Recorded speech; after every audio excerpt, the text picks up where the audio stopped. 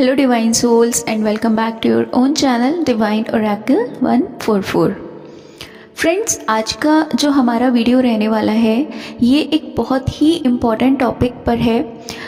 Specially जो हमारे twin flames हैं या जो चूज़न वंस हैं उनके लिए ये वीडियो बहुत ज़्यादा इम्पॉर्टेंट रहेगा।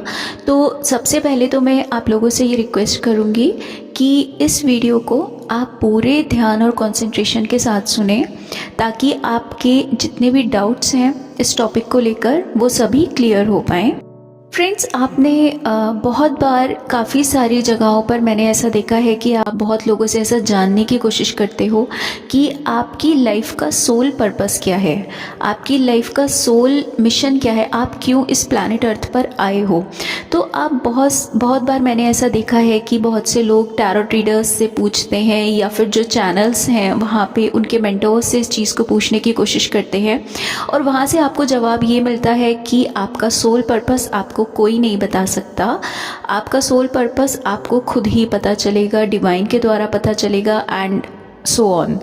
सो आज की वीडियो में मैं आपको ये क्लैरिटी देने की कोशिश कर रही हूँ कि आप किस तरीके से अपने आप इस चीज़ को पता लगा सकते हो कि आपका सोल पर्पस क्या है। ठीक है, आप किस सोल मिशन के लिए, किस सोल पर्पस के लिए या कौन से ऐसे आत्मिक काम के लिए इस प्लैनेट अर्थ पर भेजे गए हैं। ठीक है, तो चलिए बिना किसी फर्दर डिले के हम स्टार्ट करते हैं आज के टॉपिक को। फ्रेंड्स, सोल पर्पस मतलब कि आप इस प्लैनेट अर्थ पे दो तरीके के काम करने के लिए भेजे जाते हो। पहला होता है आप यहाँ पर जो अपनी इस 3D बॉडी के माध्यम से जो कुछ भी करते हो, जो आपका एक प्रोफेशन होता है, आप जिस भी फील्ड में पढ़ाई करते हो, जिस भी प्रोफेशन या फिर जिस भी आप सर्विस या बिजनेस को चुनते हो, वो सारी चीज़ें होती हैं आपकी 3D बॉडी का पर्पस। ठीक है, जितनी भी चीज़ें आप अपने माइंड के थ्रू करते हो, जितनी भी चीज़ें आप अपनी 3D बॉडी के थ्रू करते हो, यानी कि अब देखिए यहाँ पे कंफ्यूज मत होइएगा, 3D बॉडी से मेरा मतलब है जितने भी काम आप अपने इस 3D माइंड के थ्रू करते हो जिसके रिटर्न में आपको कुछ ना कुछ वापस मिलता है इस प्लैनेट अर्थ से, वो होता है आपका प्रोफेशन। ठीक है, आप मान लीजिए कोई डॉक्टर हो, इंजीनियर हो, आप किसी जॉब में हो, सर्विस में हो, बिजनेस में हो, आपकी बॉडी जो भी काम कर रही है उसके रिटर्न में आपको कुछ मिल रहा है, कुछ पैसे मिल रहे हैं, आपको XYZ कुछ भी मिल रहा है, तो वो हो गया आपका इस 3D बॉडी का प्रोफेशन। अब हम बात कर रहे हैं आपके सोल पर्पस की। पहली चीज़ आप ये क्लियर करें कि आपका जो भी सोल पर्पस होता है उसके रिटर्न में आपको प्लैनेट अर्थ से कुछ नहीं मिलता है।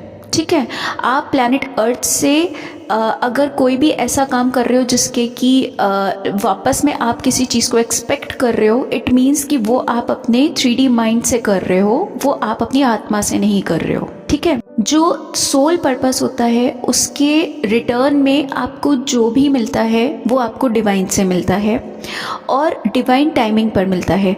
अब वो डिवाइन टाइमिंग इस जन्म की भी हो सकती है, इस जन्म के बाद की भी हो सकती है, वो कुछ भी हो सकती है। आप उसको ये नहीं कह सकते कि उसके आपको रिटर्न में क्या मिले। तो पहली चीज़ आप ये क्लियर कर ले कि अगर मान लीजिए कुछ लोग ऐसा सोच रहे हैं कि वो मान लीजिए गरीबों को खाना खिला रहे हैं और उनके बैक ऑफ द माइंड कुछ ऐसा चल रहा है कि इसके बदले में भगवान मेरा अब ये वाला काम कर देना, तो वो आपका सोल पर्पस नहीं है, वो आपका बॉडी का पर्पस है, वो आपके माइंड का पर्पस है। आपके माइंड में एक एक लेन देन चल रहा है ईश्वर के साथ में कि ईश्वर मैं ये काम कर रहा हूँ, इसके बदले में आप मुझे ये दे देना, तो वो हो गया आपकी माइंड का purpose. That is not your soul purpose. ठीक है, तो पहली चीज़ ये क्लियर हुई कि जो आपका सोल पर्पस होता है उससे आपके माइंड का कोई लेना देना नहीं होता है, उससे आपका किसी भी तरीके का कोई बार्टर सिस्टम उसमें नहीं होता है कि मैं ऐसा करूँगा लौट के मुझे ऐसा मिलेगा, या मैं ऐसा कर रहा हूँ तो लौट के भगवान मैंने अब इतना अच्छा काम करा तो लौट के आप मुझे मेरा ट्विन दे दो। इवन दैट ऑल्सो, अगर ऐसा भी किसी भी तरीके की कोई भी चीज़ अगर आप वापस उसमें एक्सपेक्ट कर रहे हो तो that is not your soul purpose. Soul purpose आपकी किसी भी तरीके का लेन देन नहीं है।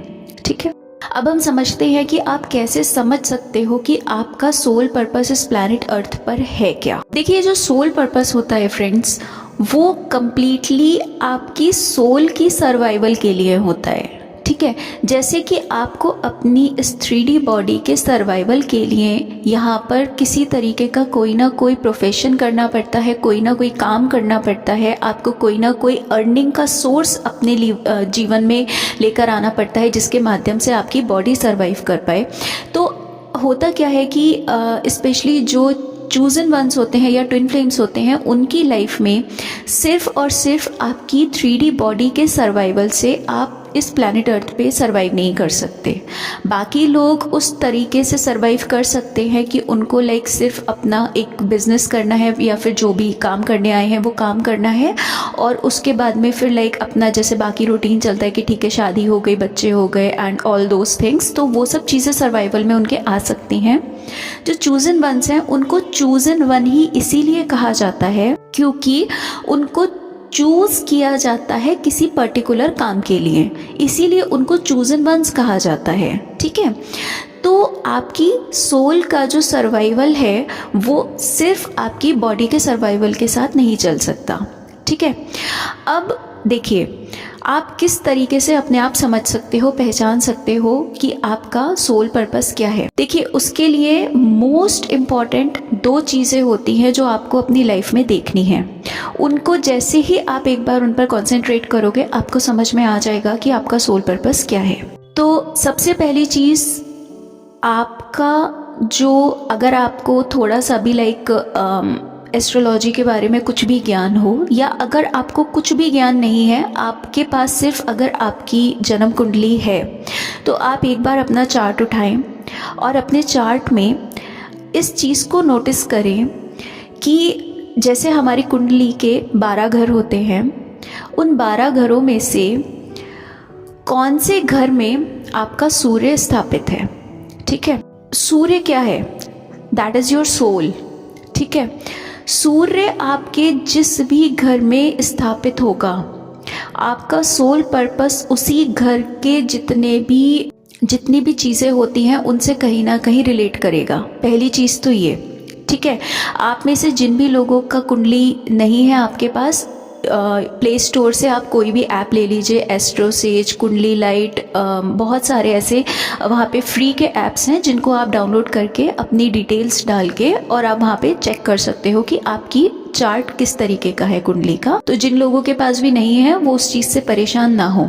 जिन लोगों को भी अपना टाइम याद नहीं है कि उनका टाइम क्या था, टाइम ऑफ बर्थ, तो वो लोग ये बहुत रेयर केसेस के लिए बोल रही हूँ कि वो लोग वहाँ पर 12 AM फिट कर दीजिएगा। तो आपका डिग्रीज ऊपर नीचे ज़रूर होंगी, लेकिन आपका जो प्लानिटरी कंडीशंस है वो बहुत हद तक, मतलब लाइक 80 to 85% तक वो सही आ जाता है। ठीक है, 100% तो नहीं आ सकता, लेकिन हाँ 80 to 85% सही आ जाता है।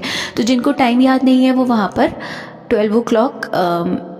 12 AM यानी कि 0000 AM वहाँ पर फिट कर दीजिएगा। ठीक है, अब आप वहाँ पे ये देखिएगा कि आपका सूर्य किस घर में स्थापित है। देखिए आप में से जिन लोगों को भी ये चीज़ समझने में प्रॉब्लम हो रही हो कि कौन सा घर कैसा होता है, तो आप उसके लिए थोड़ा सा गूगल कर लीजिएगा, आपको समझ में आ जाएगा। वैसे मैं यहाँ पर एक ये पिक्चर अपलोड कर रही हूँ जिसके माध्यम से आप ये चीज़ देख सकते हो कि कौन सा आपका पहला घर होता है और कौन सा आपका 12th हाउस होता है। ठीक है, आपकी कुंडली में जहाँ पर भी नंबर लिखे होंगे वो घर नहीं होता है। पहली चीज़ आप ये क्लियर कर लीजिएगा। जैसे किसी के पहले हाउस में जो उनका पहला घर है, अगर वहाँ पे नंबर 12 लिखा है तो इट डजंट मीन कि वो उनका 12वां घर है, वो 12वीं राशि होती है, 12वां घर नहीं होता है। हर एक की कुंडली में नंबर्स अलग अलग होंगे, लेकिन वहाँ पर जो उनके घर होते हैं वो सबके सेम होते हैं। यानी कि पहला घर जो आपको प्रदर्शित करता है, दूसरा आपकी वेल्थ को प्रदर्शित करता है, तीसरा आपके सिबलिंग्स को। इस तरीके से 12 घर आपके जीवन में होते हैं। जैसे फिफ्थ हाउस हो गया आपका, वो आपकी लाइक आपका एजुकेशन हो गया, आपके बच्चे हो गए, आपकी हॉबीज़ हो गई। इस तरीके से आपकी इन सब चीज़ों को दर्शाता है। ठीक है, 7th हाउस हो गया, वो पार्टनरशिप का हो गया, आपके स्पाउस का हो गया, आपकी मैरिज का हो गया। इस तरीके से 12 घर होते हैं। ठीक है, अब आपका जिस भी घर में सूर्य बैठा है, आपका जो सोल पर्पस है वो पर्टिकुलर उस घर की किसी ना किसी फील्ड से कनेक्टेड होगा। आपका जो भी सोल पर्पस है वो आपका उस घर से ही रिलेटेड होगा। फॉर एग्जाम्पल, अगर मान लीजिए किसी का सूर्य 9th हाउस में बैठा है, ठीक है। 9th हाउस किसका होता है? आपके धर्म का होता है। 9th हाउस होता है आपके जो गुड डीड्स, जो दुआएं कमाई हैं अपने पिछले जन्म में, आपने इस जन्म में, ठीक है, आप जितना धर्म कमा कर आए हो, अगर आपका जो सूर्य है वो 9th हाउस में बैठा है तो किसी ना किसी प्रकार से आपका जो सोल पर्पस होगा वो धार्मिक कार्य से रिलेटेड होगा। किसी ना किसी तरीके से आप लोगों की धर्म के द्वारा हेल्प करने के लिए यहाँ पर आए हो, कोई जागृति करने के लिए आप यहाँ पर आए हो, ठीक है। किसी का सूर्य मान लीजिए 10th हाउस में बैठा है, ठीक है, तो वो कहीं ना कहीं इस प्लैनेट अर्थ पे अपनी मनी के द्वारा वो सोल पर्पस करेंगे, ठीक है। कुछ ना कुछ ऐसा होगा कि वो अपने क्योंकि देखिए अगर आपका सूर्य 10th हाउस में है तो डेफिनेटली आपका जो भी लाइक मॉनेटरी फंड होगा, जो आपका मॉनेटरी गेन होगा वो बहुत अच्छा ही होगा, ठीक है, क्योंकि 10th हाउस होता है आपके प्रोफेशन का, 10th हाउस होता है आपके बिजनेस का, या आप किस तरीके की अर्निंग करोगे, किस फील्ड में जाओगे, आपका सर्विस प्रोफेशन, आपका बिजनेस, एनीथिंग। तो अगर 10th हाउस में आपका सूर्य बैठा है तो आप किसी ना किसी प्रकार से यहाँ पे लोगों की मॉनेटरी हेल्प करने के लिए आए हो। मान लीजिए किसी का सूर्य बैठा है उसके 1st हाउस में, ठीक है, तो 1st हाउस वाला किसी ना किसी प्रकार से आप अपने द्वारा किसी की हेल्प करोगे। अपने द्वारा से मेरा मतलब है कि देखिए 1st हाउस क्या होता है? आपकी अपने व्यक्तित्व का। 1st हाउस होता है आपकी personality. It's about you, it's completely about you. तो अगर किसी का 1st हाउस में सूर्य बैठा है तो डेफिनेटली वो लोगों की मदद करेगा अपनी पर्सनैलिटी के हिसाब से। पर्सनैलिटी से मेरा मतलब है मानव श्रम जिसे बोलते हैं। आपको अपनी श्रम से उनका हेल्प आउट करना है, ठीक है। आप मान लीजिए किसी मंदिर में, किसी गुरुद्वारे में जाके मान लीजिए आप वहाँ पे जैसे लंगर चल रहा है तो आप वहाँ पे हेल्प कर रहे हो, तो वो आप अपना श्रम दान कर रहे हो, ठीक है। आप लोगों की वैसे सेवा कर रहे हो। आप जो लोग इस तरीके के काम करते हैं उनके साथ आप कोलैब कर रहे हो। आप उनके साथ जाके मान लीजिए 4 लोग हैं जो कि कोई बहुत ही ज़्यादा एक सोल पर्पस कर रहे हैं, कुछ गरीबों में मान लीजिए खाना बांट रहे हैं, तो आप वहाँ पे अपना एक श्रम दान कर रहे हो। आप वहाँ पे उनके साथ में एक फिजिकली आप उनको हेल्प आउट कर रहे हो, राइट। तो इस तरीके के जो काम होते हैं वो आप या उसके अलावा और भी अगर कुछ आपसे रिलेट करता हो तो आप उस तरीके से देख सकते हो। तो जो आपके 12 घर होते हैं आपकी कुंडली में, उन 12 घरों में से जिस भी घर में आपका सूर्य बैठा है उस घर से आप ये पता लगाने की कोशिश कीजिए कि आपको उनमें से कौन से वाले काम के लिए यहाँ पे भेजा गया है, ठीक है। पहली चीज़ ये क्लियर हुई। देखिए मुझे पता है कि आपके बहुत सारे कमेंट्स इस चीज़ को लेकर आएंगे। मैं चाहती हूँ आप उन चीज़ों को खुद से ही पता लगाने की कोशिश करें। मैं यहाँ पर आपको डिपेंडेंट बनाना नहीं चाह रही हूँ कि आप मेरे ऊपर डिपेंडेंट रहो या आप किसी और के ऊपर डिपेंडेंट रहो।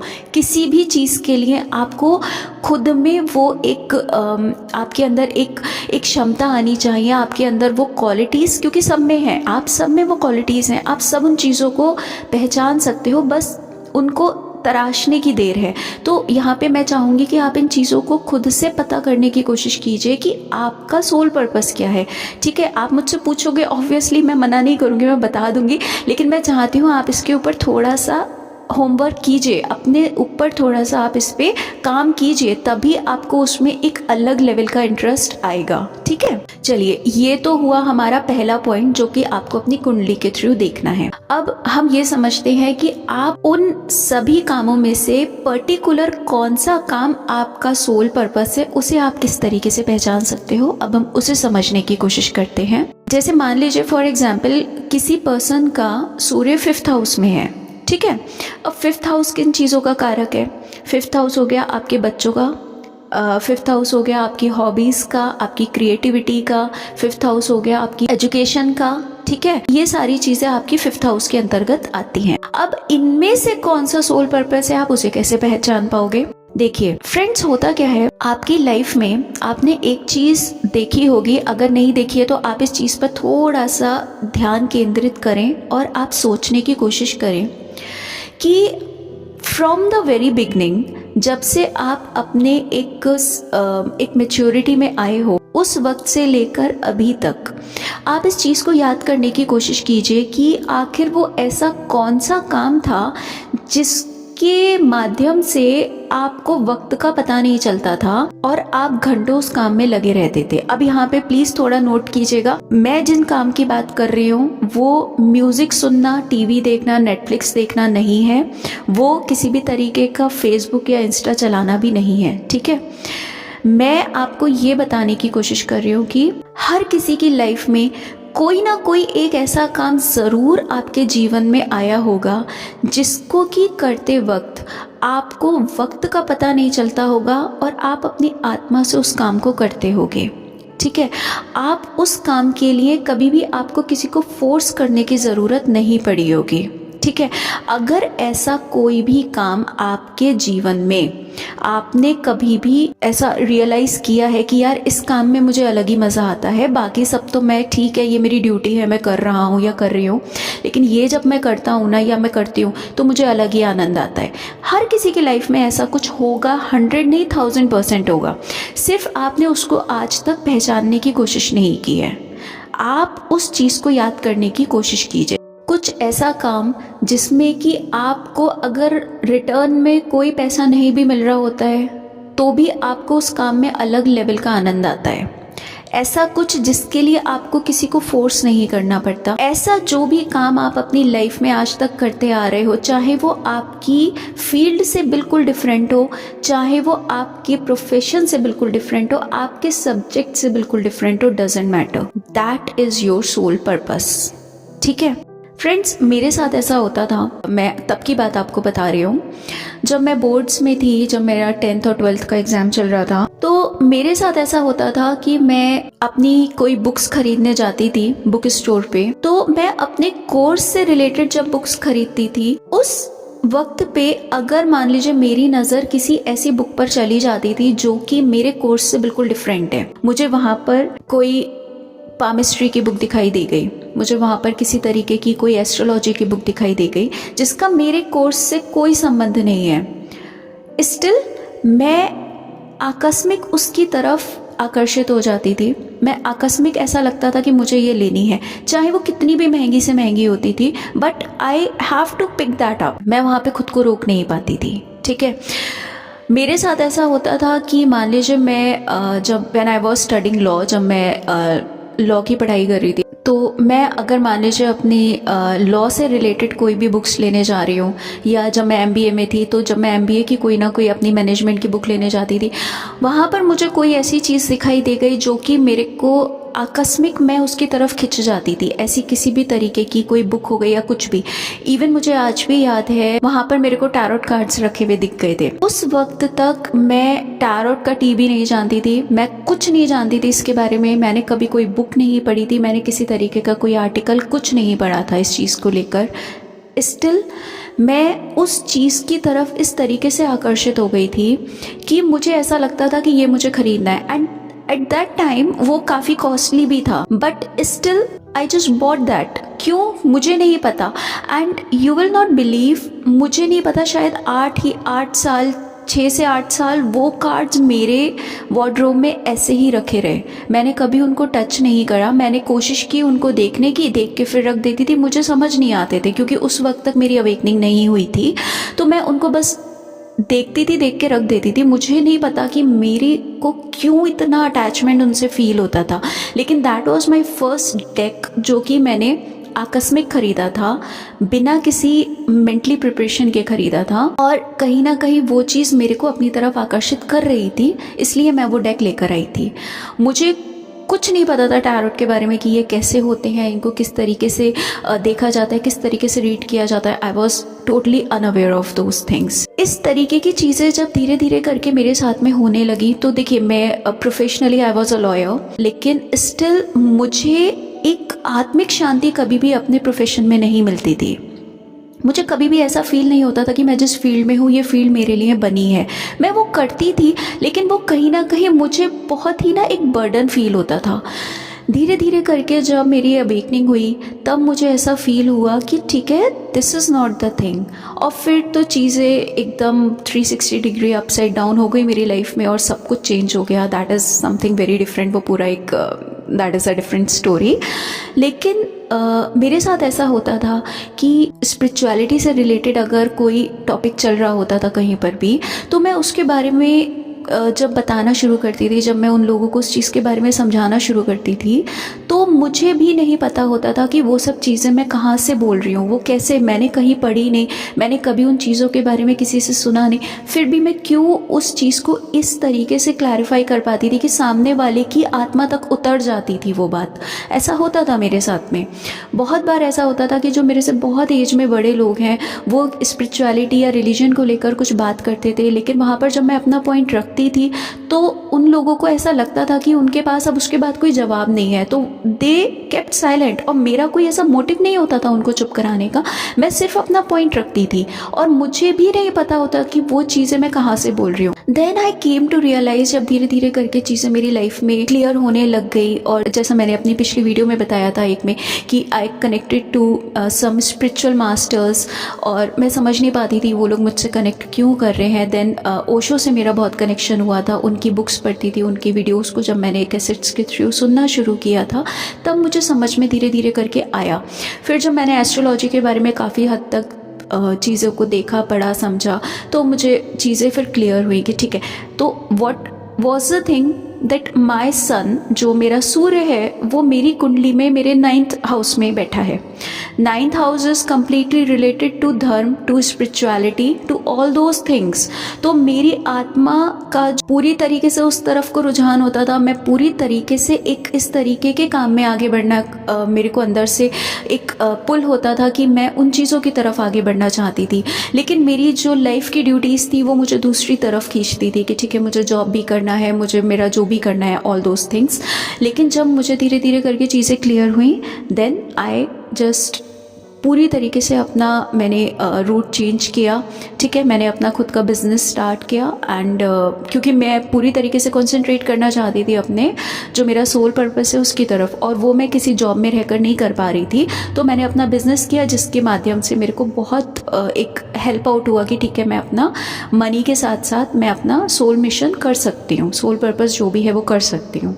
तो फ्रेंड्स, ये आप सबकी लाइफ में कभी ना कभी ऐसा हुआ होगा कि आपको किसी ना किसी चीज़ के प्रति ऐसा होता होगा कि आप लोगों का हेल्प आउट करना चाहते हो किसी ना किसी चीज़ में। मान लीजिए बहुत से ऐसे लोग होंगे जिनको एनिमल्स से बहुत ज़्यादा प्यार होगा, बहुत से डॉग लवर्स होते हैं, कैट लवर्स होते हैं। आप उस चीज़ को नोटिस कीजिए कि आपको क्या सच में ऐसा लगता है कि आप घंटों उनके साथ अगर बिता पा रहे हो, आपको ऐसा लगता है कि आप घंटों स्ट्रीट डॉग्स की सेवा कर पा रहे हो, इट मीन्स कि आप यहाँ पर किसी तरीके से इन पशुओं की हेल्प आउट करने के लिए भेजे गए हो। जिनको सब दुत्कार देते हैं आप उनकी हेल्प के लिए आए हो। आपको किसी ना, आपका जो सोल पर्पस है ना वो सबका सेम नहीं हो सकता फ्रेंड्स। जैसे प्रोफेशन सबका सेम नहीं होता है, बिजनेस सबका सेम नहीं होता है ना, आपका सोल पर्पस भी सेम नहीं हो सकता। हर किसी को किसी ना किसी पर्टिकुलर टास्क के लिए यहाँ पर भेजा गया है। ठीक है, तो और ये भी हो सकता है कि आपके प्रोफेशन से ही आपका सोल पर्पस निकल के आए, ये भी पॉसिबल है। मान लीजिए आप में से कोई ऐसा पर्सन है जो कि किसी गवर्नमेंट सर्विस में है, मान लीजिए आप में से कोई पुलिस में है, मान लीजिए किसी और अथॉरिटी पर है, लाइक IAS PCS एनीथिंग। तो हो सकता है आपका जो प्रोफेशन है वो आपके आपके सोल पर्पस का ही एक माध्यम बने। ठीक है, किस तरीके से, मान लीजिए आप किसी ऐसी अथॉरिटी पे हो जहाँ पर आपके हाथ में पावर है, जहाँ पे आपके हाथ में इस तरीके की आपके पास इतनी अथॉरिटी है, तो शायद आप अपनी पावर के थ्रू कुछ ऐसे लोगों की हेल्प आउट करने आए हो जिनको कि शायद कहीं से हेल्प नहीं मिल पाती है, या जिनको कि फ्री में कोई हेल्प नहीं करना चाहता है, उस तरीके की जो एक एनर्जी होती है। या फॉर एग्जाम्पल मान लीजिए आप में से कोई डॉक्टर है, ठीक है, तो इट माइट बी पॉसिबल कि आपका जो सोल पर्पस है वो आपके उस प्रोफेशन से ही निकलेगा। ठीक है, आप समझ रहे हो मेरी बात को। आपके चार्ट में आप देखो आपका सूर्य कहाँ पर है, आप उसके बाद में उन चीज़ों पर नोटिस करो कि क्या आप बीइंग अ डॉक्टर, आपको ऐसा लगता है कि आप जब अपनी एक प्रोफेशन में बैठे हो, आप अपने चैम्बर में बैठे हो, वहाँ पर आप जब लोगों की हेल्प आउट कर रहे हो तो आपको ऐसा फील होता है कि आप लाइक आपको अगर मान लीजिए किसी पेशेंट को 2 मिनट या 4 मिनट देने हैं, तो आप उस जगह पर उस इंसान को बहुत एक तसल्ली से बैठ के उसको 5-10 मिनट दे रहे हो, आप उसकी पूरी की पूरी बात सुन रहे हो, क्योंकि that is a very big healing. आप अगर किसी इंसान को सिर्फ ध्यान से सुन लो ना, तो उसकी आधी बीमारी तो ऐसे ही दूर हो जाती है। क्योंकि आजकल आधी से ज़्यादा दुनिया तो इसी बात से परेशान है कि उन्हें कोई सुनता नहीं है। उनकी कोई आप बीती सुन ले, आधी बीमारियाँ ऐसी उनकी ठीक हो जाती हैं, आधा डिप्रेशन ऐसे ही ठीक हो जाता है। अगर आपको ऐसा फील होता है कि आपको आपके प्रोफेशन में पैसे से ज़्यादा लोगों के साथ इंटरेक्ट करने में अच्छा लग रहा है, अगर आपको ऐसा लगता है कि आप गरीबों में जाकर अगर आप उनका आपको ऐसा लगता है कि आप उनका हेल्प कर सकते हो, जिसको भी आप हेल्प कर सकते हो, आप उनको ट्रीटमेंट दे सकते हो, आप उनको दवाइयाँ दे सकते हो, इट मीन्स कि आपका जो सोल पर्पस है वो आपके प्रोफेशन में से ही निकला है। ठीक है। या आप में से अगर कोई टीचर है मान लीजिए, तो आप उस चीज़ को नोटिस कीजिए कि आप अपनी उस टीचिंग लाइन से अपने सोल पर्पस को निकाल पा रहे हो।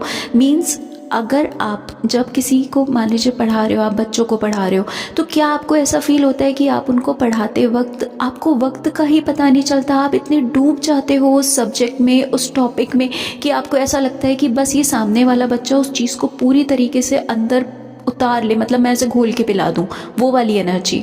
जब आप ऐसी वाली एनर्जी में होते हो ना, तो आपको ऐसा फील होता है कि हाँ, यहाँ पर मैं कुछ आत्मिक शांति के लिए कर रहा हूँ। वहाँ पे सिर्फ मॉनेटरी गेन नहीं होता है, वो आपकी एक आत्मिक शांति भी होती है। इट मीन्स कि वो आपका सोल पर्पस है, जो आपको अंदर से कहीं ना कहीं आपको प्रोत्साहित कर रहा है कि आप इस चीज़ को करो, बिना मॉनेटरी फंड के करो, बिना मॉनेटरी गेन के करो। तो वो आप वहाँ पे वैसे कर रहे हो। आप अगर गरीबों में किसी तरीके की कोई अगर आप सक्षम हो, तो आप उनमें किसी तरीके की पढ़ाई की कोई बुक्स या स्टेशनरीज आप अगर डिस्ट्रीब्यूट करना चाह रहे हो, या आप उनमें पढ़ाई डिस्ट्रीब्यूट करना चाह रहे हो, तो वो सारी चीज़ें आपकी सोल पर्पस से ही निकल कर आती हैं। क्योंकि जो दान होता है ना, वो किसी भी चीज का हो सकता है, दान सिर्फ पैसे का नहीं होता है। ठीक है। What ever you have is your asset, your currency. जो भी आपके पास है वही आपकी करेंसी है। आप इस चीज़ को समझें। लोगों को लगता है कि दान का मतलब होता है कहीं पर हमने पैसे दान कर दिए। नहीं, दैट इज़ नॉट दान। दान आपके पास जो है, अगर आपके पास शारीरिक श्रम है तो आप उसका दान करोगे, that is your currency, that is your asset जो आपको ईश्वर ने दिया है। अगर आप मान लीजिए कहीं पर विद्या का दान कर रहे हो, तो दैट इज़ योर करेंसी। आप कहीं पर मान लीजिए स्वास्थ्य का दान कर रहे हो, आप एक डॉक्टर हो, आप एक नर्स हो, आप किसी भी तरीके से किसी ऐसी फील्ड में हो जो कि हेल्थ से रिलेटेड है, तो वही आपकी करेंसी है। आप समझिए बात को। आप इस चीज़ के कंफ्यूजन से बाहर निकलिए। It could be anything. ठीक है। आपका पास जो भी करेंसी है आप वो दान कीजिए। अब मान लीजिए अगर आप यहाँ पर किसी तरीके की कोई स्पिरिचुअलिटी फैलाने आए हो, आप जागरूकता फैलाने आए हो, तो आपके चार्ट में, आपके उस हाउस में आपका सूर्य बैठा होगा, आप डेफिनेटली वो काम करोगे। अब देखिए, बहुत सारे ऐसे चैनल्स खुल गए हैं यहाँ पर कि थोड़ा सा इधर से लोगों ने सुना, उधर से सुना, and they just came to YouTube. ठीक है, मैं उस चीज़ को बिल्कुल मना नहीं कर रही हूँ, दैट इज़ वेरी गुड। जितना ज़्यादा से ज़्यादा आप जागरूकता फैला रहे हो, बहुत अच्छी बात है। लेकिन अगर आप सिर्फ एक भीड़ में चलते हुए उस चीज़ को कर रहे हो कि ठीक है यही मेरा काम है, हर इंसान का एक काम नहीं हो सकता। ठीक है। मैं यहाँ पर किसी को डिमोटिवेट नहीं कर रही हूँ, प्लीज़ मुझे गलत मत समझिएगा। मैं यहाँ पर आपको ये समझाने की कोशिश कर रही हूँ कि अगर आप अपने सोल मिशन से भटक के सिर्फ ये सोच के कि मेरे को ये काम करना है और मैं इस वजह से ये काम कर रहा हूँ क्योंकि मुझे ऐसा लगता है कि मैं ये काम कर रहा हूँ, आप उस चीज़ को नोटिस कीजिए। आप जिस वक्त पे, पहली चीज़, आप जब लोगों को उन चीज़ों के बारे में बता रहे हो, समझा रहे हो, तो क्या लोगों को वो चीज़ें कनेक्ट कर पा रही हैं? क्या आपको वो सारी चीज़ें डाउनलोड्स आ रहे हैं? दैट आ रहे हैं, बहुत अच्छी बात है। मैं कभी किसी को ये नहीं बोलती हूँ कि आपको एक पर्टिकुलर चैनल के ऊपर स्टक होके रहना चाहिए। कुछ लोग मेरे को बोलते हैं कि मैम ऐसा लोग बोलते हैं कि एक पर्टिकुलर चैनल के पास ही रहना चाहिए। नहीं, मैं कभी नहीं बोलती आपको ऐसा कैसे हो सकता है कि कोई इंसान एक पर्टिकुलर चैनल पर रुक कर बैठ जाए? हो ही नहीं सकता।